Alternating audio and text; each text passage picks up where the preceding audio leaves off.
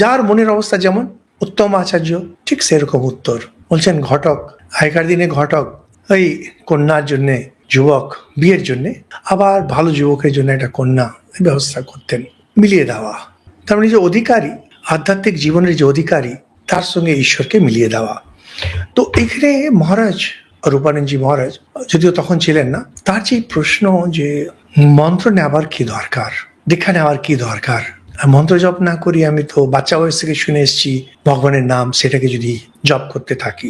শ্রীশ্রীমা খুব সুন্দর উত্তর দিচ্ছেন, মন্ত্রের দ্বারা দেহ শুদ্ধি হয়, ভগবানের মন্ত্র জপ করলে মানুষ পবিত্র হয়। দিয়ে খুব নাম করা গল্প, যে এগুলো প্রচলিত গল্প। নারদ বৈকুণ্ঠে গেছেন, তো কথা বললেন, নারদ চলে এলেন, দিয়ে বলছেন এখানে গোবর দাও।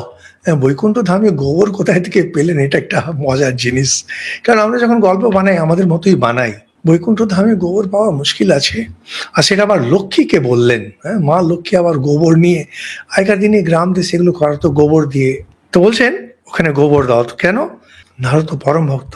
ঠাকুর বললেন, নারদ এখনো মন্ত্র নেওয়া হয়নি, মন্ত্র না নিলে দেহ শুদ্ধ হয় না। এখন নারদ কার কাছ থেকে মন্ত্র নিতেন? তিনি তো সপ্তর্ষি। এই কাহিনীর মাধ্যমে বোঝানো হচ্ছে। তো এই যে মন্ত্র, শ্রীশ্রীমা বলছেন দেহ শুদ্ধ, আর বলছেন মানুষ পবিত্র হয়।